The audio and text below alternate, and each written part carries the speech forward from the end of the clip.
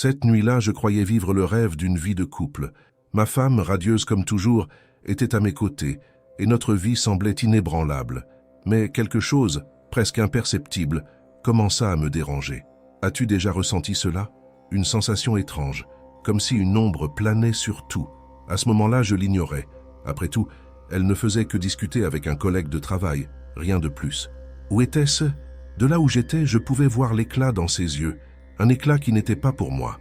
C'était un détail subtil, mais celui qui aime s'en rend compte. J'essayais de chasser cette pensée, me convainquant que c'était juste mon esprit qui me jouait des tours. Mais je ne pouvais pas. Chaque rire partagé avec lui, chaque geste innocent sur son bras, intensifiait cette sensation que quelque chose allait terriblement mal. Je passais la nuit à essayer de me convaincre que c'était juste de la jalousie, une insécurité stupide qui passerait bientôt.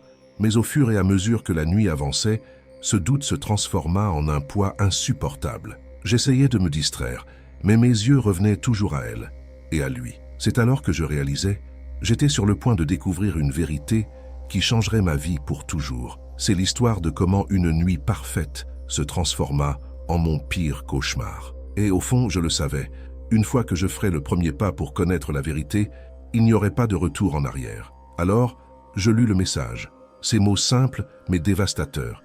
Et à cet instant, je sus que ma vie ne serait plus jamais la même. Cette nuit-là, tout semblait normal. C'était juste une fête d'entreprise, une de ces occasions que tu espères voir passer rapidement. Mais il y avait quelque chose dans l'air, quelque chose qui me laissait inquiet sans que je puisse comprendre pourquoi. Ma femme, Sophia, était éblouissante, comme toujours. Elle discutait avec animation avec ses collègues, en particulier avec un nouvel employé, Marcos. La façon dont elle souriait à lui, comme si tout autour d'eux disparaissait, me frappa comme une vague glacée. J'essayais de chasser mes pensées, me disant que c'était juste une soirée ordinaire. Mais plus j'observais, plus ce malaise grandissait. Chaque fois qu'elle riait à quelque chose qu'il disait, une alarme sonnait en moi. C'était une sensation suffocante, quelque chose qui semblait hors de propos, mais que je ne pouvais définir. J'essayais de participer aux conversations autour de moi, mais chaque seconde, mon attention revenait à elle et à lui. À mesure que la fête se poursuivait, le doute me consumait. Je ne voulais pas être ce genre de mari méfiant, mais je ne pouvais pas non plus ignorer la réalité devant mes yeux. Sophia semblait différente. Ses yeux avaient un éclat inhabituel et toute sa posture reflétait une énergie que je n'avais pas vue depuis longtemps. À un moment, je réalisais que j'étais paralysé, incapable de détourner le regard. Quelque chose se passait là, et bien que je ne sache pas exactement quoi, au fond, je savais. J'étais sur le point de faire face à une vérité qui changerait tout. Après cette nuit, l'image de Sophia riant avec Marcos ne sortait pas de ma tête. Je m'efforçais d'oublier, d'éloigner cette sensation de trahison invisible qui insistait à me poursuivre. Le lendemain, Sophia était différente, plus attentive, presque exagérée dans ses gestes d'affection. Chaque étreinte et chaque baiser semblaient être des excuses, comme si elle essayait de compenser quelque chose, bien que je ne puisse définir quoi. Au fil des jours, je commençais à remarquer de petits détails qui auparavant seraient passés inaperçus. Elle passait maintenant plus de temps sur son téléphone, avec des messages constants qu'elle essayait curieusement de cacher. Ce n'était pas explicite, mais c'était là. Un détour rapide du regard, une posture légèrement inclinée, pour ne pas que je voie l'écran. Une nuit, pendant que nous dînions, elle mentionna par hasard que le travail devenait plus exigeant et qu'elle devrait peut-être rester plus tard certains jours. Jusqu'alors, Sophia n'avait jamais travaillé en dehors des horaires, à moins que ce ne soit vraiment urgent. Ces petits changements alimentaient mes soupçons, mais j'essayais encore de me convaincre que ce n'était que de la paranoïa. Après tout, nous étions mariés, nous avions une vie ensemble. La trahison était quelque chose qui arrivait aux autres, pas à moi. Je voulais lui faire confiance et c'est pourquoi, à plusieurs reprises, je l'observais en silence, espérant trouver une preuve que je me trompais, que tout cela n'était qu'imagination. Un jour, alors qu'elle sortait pour une réunion de dernière minute, je décidai de jeter un œil aux réseaux sociaux. J'allais voir les photos des fêtes de l'entreprise et comme je m'y attendais, là était Marcos, sur pratiquement toutes les photos récentes aux côtés de Sophia. Ils étaient ensemble, souriants et trop proches pour quelque chose qui devrait être seulement professionnel. Mon cœur s'accéléra et je sentis le sol se dérober sous mes pieds, mais je résistais encore à accepter. Dans un effort pour alléger la tension croissante, je pensais à la confronter ce soir-là. Mais quand elle rentra chez elle, radieuse et pleine d'enthousiasme, je renonçais. Une partie de moi voulait croire aux mensonges que je créais pour me rassurer.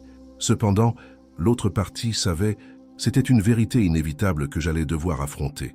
Ainsi, je rentrais dans un cycle d'observation, analysant chaque mouvement de Sophia, recherchant des signes d'une réalité que je craignais. Et tout en essayant de le nier, une pensée résonnait dans mon esprit. Si elle me trompe vraiment, je dois le savoir, même si cela me détruit. Les jours passaient lentement, chacun pire que le précédent. Plus j'essayais d'éviter cette idée, plus des signes me frappaient comme des coups invisibles. Le comportement de Sophia devenait de plus en plus difficile à ignorer. Elle sortait fréquemment, toujours avec de nouvelles excuses, et ses nuits au travail jusqu'à plus tard semblaient se multiplier.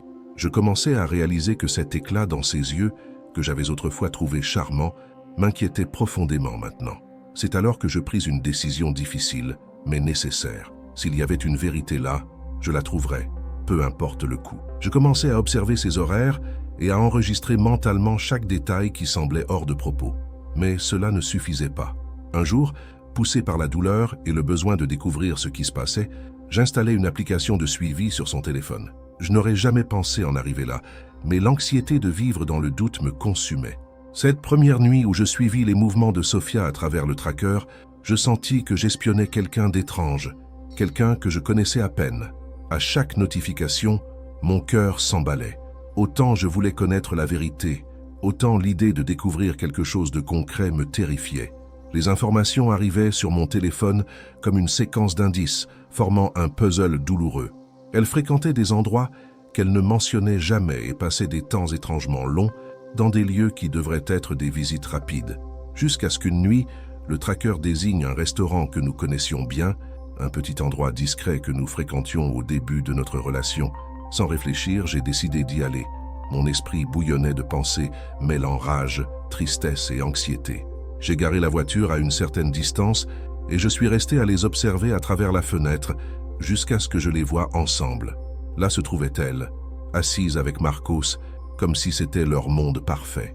À chaque geste, chaque sourire échangé entre eux, mon cœur se brisait un peu plus. Ils étaient dans un coin réservé, les mains presque touchées, et la façon dont elle le regardait m'a coupé le souffle.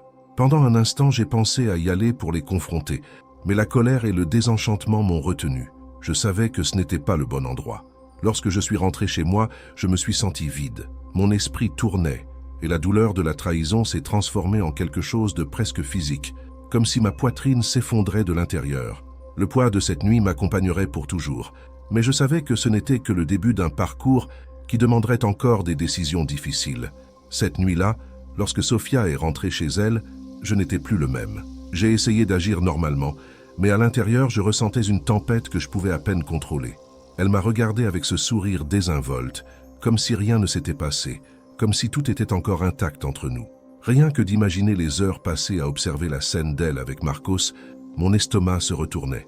Comment pouvait-elle agir ainsi, sans le moindre signe de remords?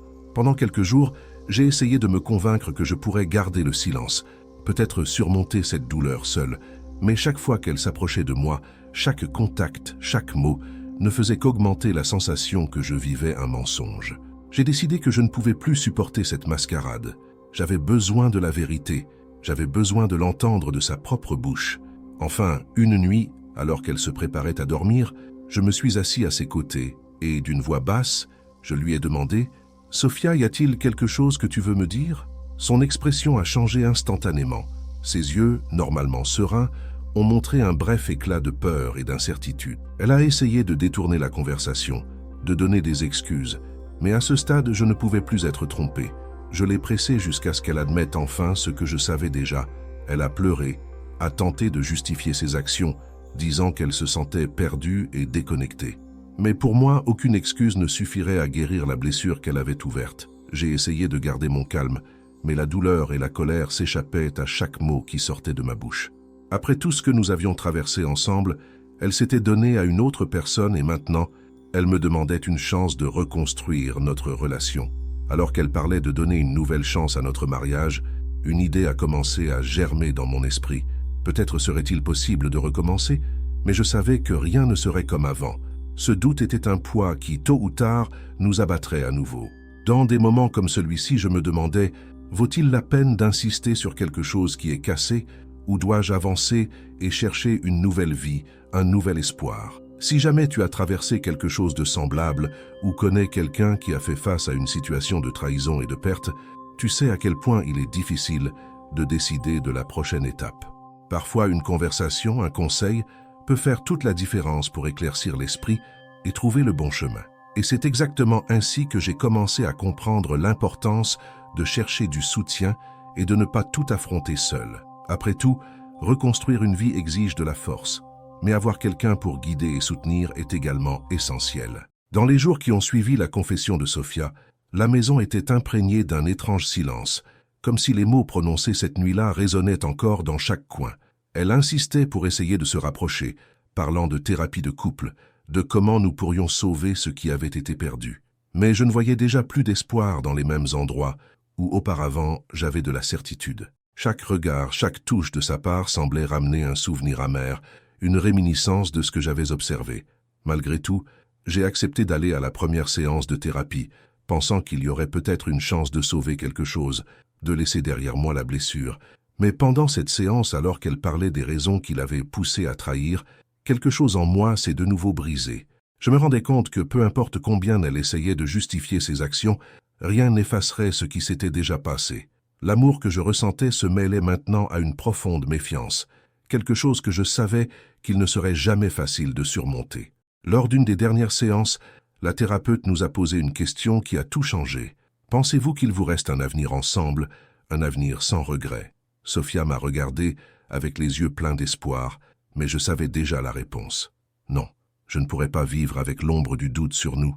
Les cicatrices étaient trop profondes, et toute tentative de cacher la douleur ne ferait que fragiliser davantage notre relation. C'est cette nuit-là que j'ai pris ma décision.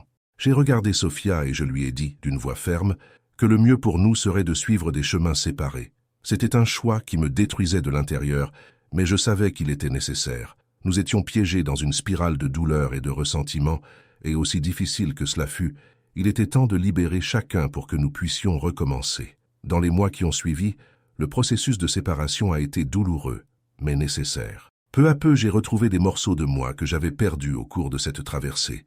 J'ai découvert l'importance de valoriser ma propre bonheur, de reconstruire ma vie, morceau par morceau, sans porter le poids d'un passé que je ne pouvais pas changer. Et c'est dans cette quête d'un nouveau départ que j'ai trouvé la force d'avancer. Aujourd'hui, en regardant en arrière, je comprends que toute cette souffrance a été essentielle pour me transformer en qui je suis. La douleur de la trahison a été le catalyseur de ma renaissance. Peut-être qu'en cherchant comme moi, tu es aussi en quête d'une nouvelle opportunité, d'un nouveau départ. Sache que, aussi sombre que puisse être une étape, il existe une lumière de l'autre côté. Crois, il y a toujours un chemin de retour vers le bonheur, et le choix de le suivre dépend uniquement de toi. Aujourd'hui, en regardant en arrière, je vois que la trahison, aussi douloureuse qu'elle ait été, m'a apporté des leçons que je n'oublierai jamais. Sofia et moi avons suivi des chemins séparés, et cela m'a donné l'opportunité de me redécouvrir, de trouver une paix que j'avais perdue depuis si longtemps. J'ai appris que certaines blessures ne peuvent être guéries qu'en laissant le passé derrière soi, en croyant qu'il y a toujours un avenir qui nous attend, même si cela semble impossible sur le moment. Si vous êtes confronté à une situation similaire, gardez à l'esprit que, aussi difficile que cela puisse être, il existe une issue. Nous n'avons pas besoin de porter la douleur éternellement. Parfois, le véritable acte de courage est d'aller de l'avant, de croire en un avenir que nous ne pouvons pas encore voir. Ce que vous vivez aujourd'hui peut n'être que le premier pas vers une nouvelle vie, une vie dans laquelle vous trouverez enfin la paix et le bonheur que vous méritez. Alors, je vous pose la question, êtes-vous prêt à laisser le passé derrière vous et à choisir votre propre chemin? Si c'est le cas, faites le premier pas. Ouvrez-vous à de nouvelles opportunités, et si vous avez besoin de soutien, rappelez-vous que vous n'êtes pas seul. Il existe des chemins de guérison et de soutien pour chaque étape que nous traversons. Laissez le poids du passé là où il appartient et permettez-vous de recommencer. Votre avenir peut encore être le plus beau des chapitres.